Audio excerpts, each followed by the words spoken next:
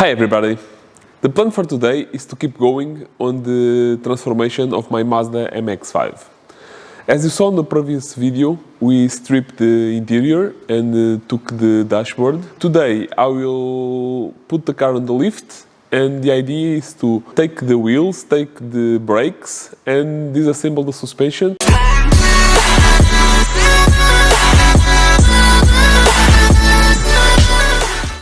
Thank you so much for watching. I really hope you enjoy this kind of content, and if you do, consider to subscribe and activate the notifications.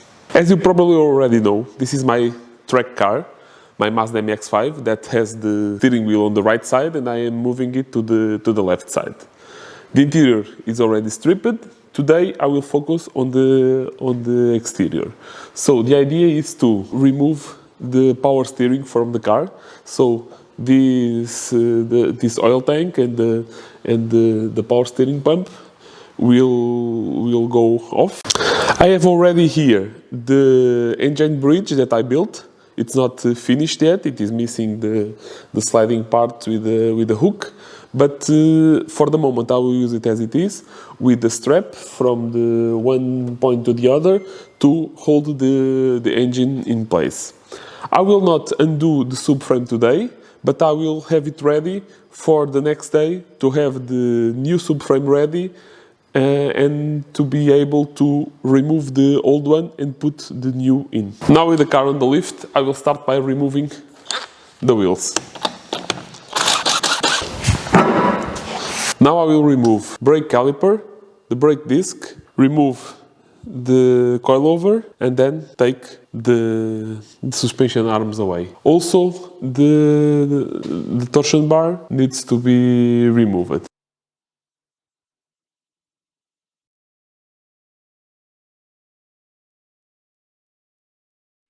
I will remove the steering rack, I will remove the torsion bar, and after that, in order to take all this assembly, I will remove the long bolts that hold the arms and also the two nuts on top on the coilovers.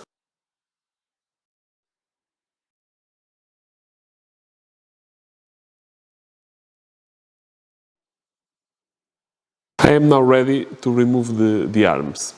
I want to keep the setting of the car close to what it is now, so I will mark these bolts in the vertical position, because the subframe will not be the same. I cannot align it properly, but if I put the mark here, like in the 6 o'clock, I will then position it on the same point. I'll first remove the top nut on this side, then I will undo the bottom ones in one side and in the other. Remove the bolt, the top bolt, it will slide to the right. Then I will lower a little bit the car, undo the two nuts on the coilover, and I can remove all the assembly in one piece.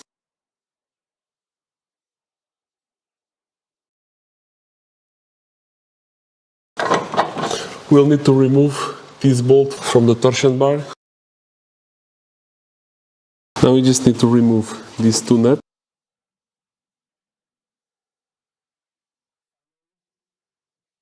All the assembly came off. It has only two bolts, one in this side, one in the other side, and it will be free. The pump, we have here fine tune for the belt. I will undo this bracket and see how it behaves. It seems that we have one long bolt here below and we have just another one here on top.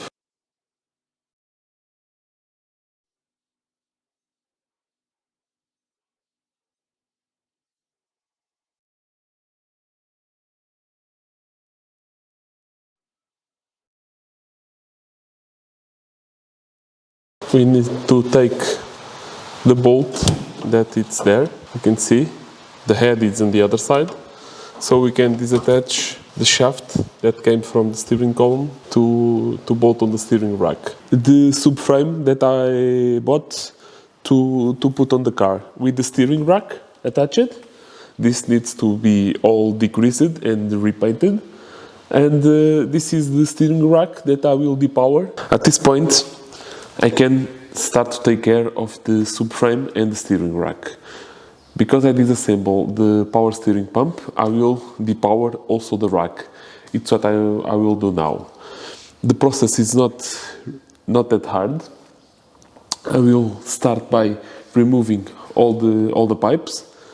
Then we need to take the pinion here that needs to be welded inside because it is composed in two parts that they are not solid, and we need to weld it. And inside the shaft here, it has one seal in here that we need to cut to relieve the pressure of the rack going to one side and the other. These ports will be blanketed, but I will not use these. I will save these pipes as they are. I will use the other ones from the other steering rack to weld them close here to prevent that dirt get inside and the grease came off.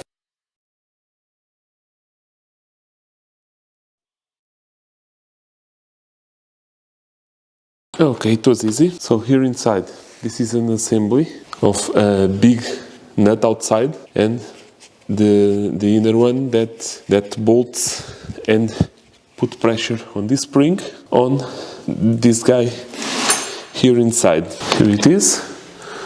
You see the shape.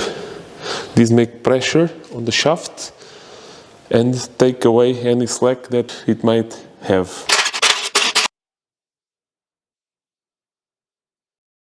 In order to remove the shaft, we need to open these tabs here and undo this joint. Undo this one to take the seal off from this side. We need to take the pinion from here, two bolts here on top, one on each side, and of course we need to remove this joint.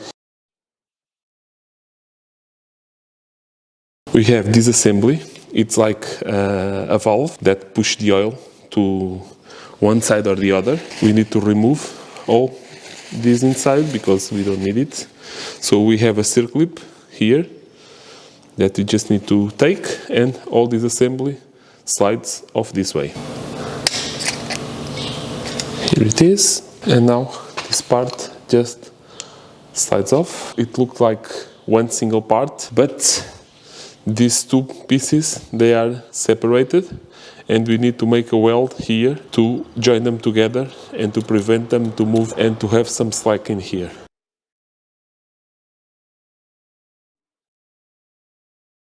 Finally, we can slide the shaft to the correct side.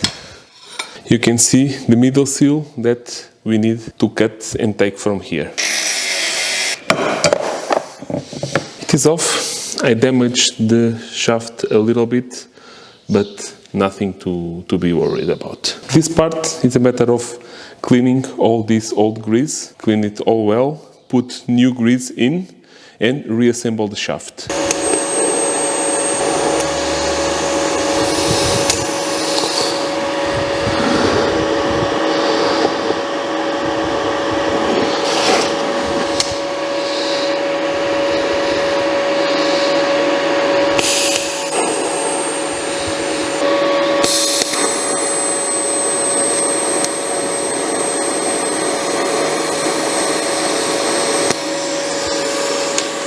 We have now the shaft welded and the pinion is ready to assemble.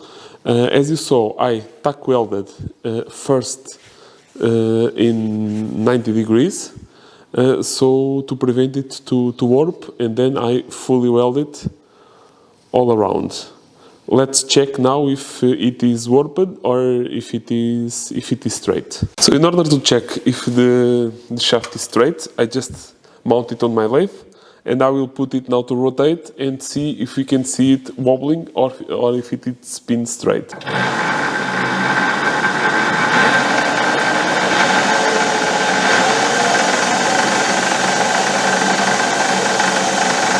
As you can see, I think I managed to weld it without warping, and the shaft will work properly. At this point, I have everything clean, welded, and ready to put together. So we will start by sliding the seal on the shaft.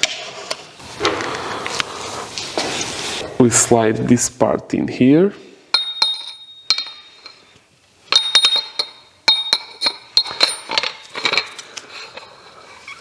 It is ready now to start to bolt this side to ensure that that lower bearing it's really filled with grease. Next we will have the pinion.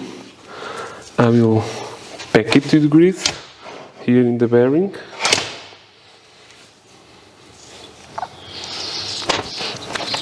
It is really well packed with grease and pushed in to match the